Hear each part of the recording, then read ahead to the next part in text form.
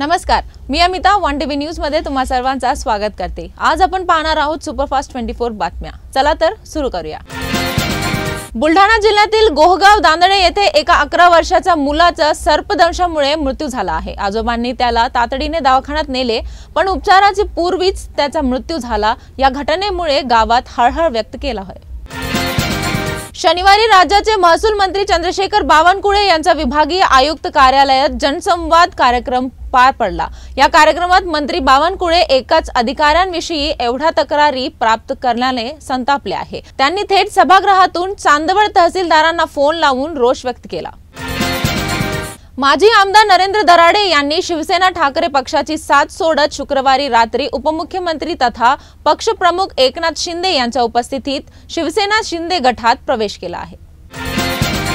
मसजोगचे सरपंच संतोष देशमुख यांच्या हत्या प्रकरणातील आरोपी वाल्मिक कराडला बीड कारागृहात ही व्हीआयपी ट्रीटमेंट मिळत असल्याचा खळबळजनक दावा बडतर्फ पोलीस अधिकारी रणजित कासले यांनी केला आहे।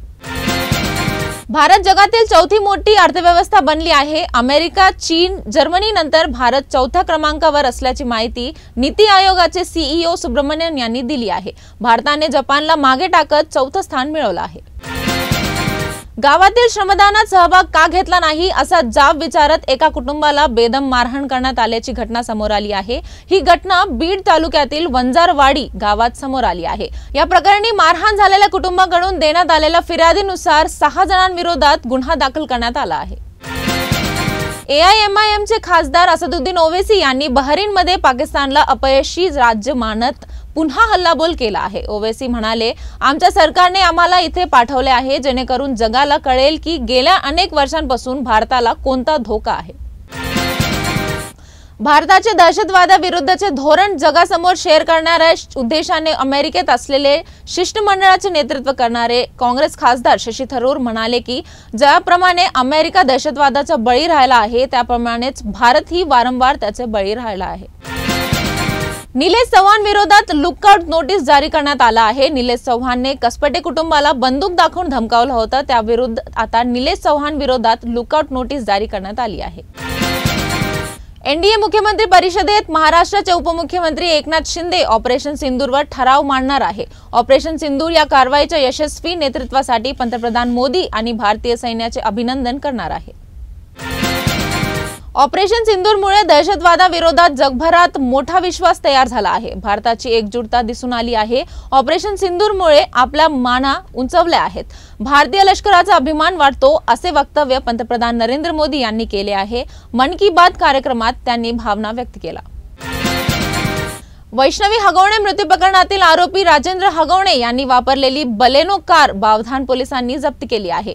17 मेला गुन्हा दाखल झाल्यानंतर आरोपी राजेंद्र हगवणेला त्याचा मुलगा सुशील हगवणे या फरार झाला होता। त्या दरम्यान याच बलेनो वाहनातून त्यांनी अनेक ठिकाणी प्रवास केला होता। मन की बात कार्यक्रमात पंतप्रधान नरेंद्र मोदी यांनी ऑपरेशन सिंदूर आणि भारतीय लष्कराचे कौतुक केले आहे। जगाला भारताचे शस्त्रांची ताकद दिसली असे ते म्हणाले। त्यांनी दहशतवादाविरोधातील लढाई सुरूच राहणार असल्याची ग्वाही दिली आहे।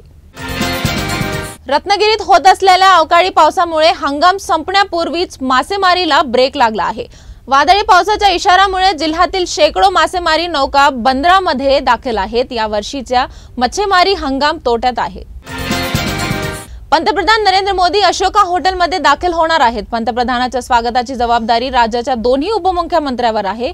एकनाथ शिंदे आणि अजित पवार पंतप्रधानाचं स्वागत करणार आहेत। दोन्ही उपमुख्यमंत्र्यांसह दिल्लीचे मुख्यमंत्री रेखा गुप्ता, किरण रिजिजू देखील मोदींचं स्वागत करणार आहेत। थोड्याच वेळात अशोका हॉटेलमध्ये एनडीएची बैठक पार पडणार आहे।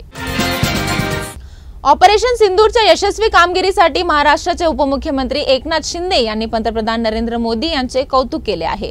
जो भारतावर वाकडी नजर करेल त्याला मातीत जावं लागेल, हे भारताने ऑपरेशन सिंदूरच्या माध्यमातून करून दाखवलं आहे। ऑपरेशन सिंदूरने प्रत्येक भारतीयांच्या मनात आत्मसन्मान आणि आत्मविश्वास निर्माण केला असं शिंदे म्हणाले। छत्रपती संभाजीनगर शहरासह जिल्ह्यात आज सकाळपासूनच पावसाला सुरुवात झाली आहे। गेल्या तासाभरापासून शहरा परिसरात जोरदार पाऊस सुरू आहे। या पावसाने संभाजीनगरकरांना उघाड्यापासून दिलासा मिळाला आहे। तरी हा पाऊस मान्सून पूर्व असल्याने ऐन परिणेच्या वेळी शेतकऱ्यांना हा पाऊस दगा देईल का अशी भीती आता शेतकऱ्यांना वाटत आहे। जळगाव पोलीस दलातील कार्यक्रमात घोडचूक झाली आहे। डिजिटल स्क्रीन बोर्डवर मंत्री गुलाबराव पाटील यांच्या नावासमोर त्यांचे खातेच बदलण्यात आले। पाणी पुरवठ्याऐवजी जलसंपदा मंत्री असल्याचे त्यात नमूद झाले आहे। देवेंद्र फडणवीस यांनी स्थानिक स्वराज्य संस्थांच्या निवडणुकांचे रणशिंग फुंकले आहे। येत्या सप्टेंबर ते ऑक्टोबर महिन्यात राज्यात जिल्हा परिषद, नगरपालिका, महानगरपालिकेच्या निवडणुका लागतील। 1.5 महिन्यात या सगळ्याच निवडणुका उतरल्या जातील। मुख्यमंत्री देवेंद्र फडणवीस यांनी भाजपा कार्यकर्त्यांना केला आहे ते सांगलीमध्ये आयोजित भाजपा कार्यकर्ता मेळाव्यात बोलत होते। रशियाने काल रात्री युक्रेनवर आतापर्यंतचा सर्वात मोठा हवाई हल्ला केला आहे। यात 367 ड्रोन आणि मिसाईल विविध शहरावर डागली आहे। या भीषण हल्ल्यात 13 लोकांचे जीव गेले आहेत। जायटॉमीरमध्ये 3 मुलांचाही मृत्यू झालाच आहे। या हल्ल्यात डझनवरील लोक ठार झाले आहेत। पाकिस्तानचे माजी पंतप्रधान इम्रान खान यांनी शहबाज सरकारची पोलखोल केली आहे। पाकिस्तानात पूर्णपणे जंगल राज आहे। विद्यमान सरकार कठपुतली सरकार आहे। या सरकारला अधिकार काहीच नाही असे इम्रान खान यांनी म्हटले आहे। देशात कोरोनाचा धोका पुन्हा वाढला आहे। कोरोनाच्या नवीन व्हेरिएंटची एंट्री झाली आहे। कोरोनाचा नवा व्हेरिएंट NB.1.8.1 आणि LF.7 चे रुग्ण देशात मिळाले आहे। कोरोनाच्या या व्हेरिएंटचे रुग्ण तामिळनाडू आणि गुजरातमध्ये मिळाले आहे। INSACOG डेटामध्ये या संदर्भात माहिती दिली आहे। तसेच दिल्ली, कर्नाटक आणि महाराष्ट्रात कोरोनाचे रुग्ण वाढले आहेत। छगन भुजबळ यांची मंत्रिपदी वर्णी लागल्यानंतर त्यावरील प्रतिक्रिया सुरूच आहेत। काल भुजबळांनी आपण भाजपचे नाही तर राष्ट्रवादीचे कोट्यावधून मंत्री झाल्याचा दावा केला होता, तर गिरीश महाजन यांनी खणखणीत टोला मांडला आहे। मॉन्सून बाबत सर्वात मोठी बातमी समोर येत आहे ती म्हणजे मॉन्सून महाराष्ट्रात दाखल झाला आहे। यंदा तब्बल 12 दिवस आधीच मॉन्सून महाराष्ट्रात दाखल झाला आहे।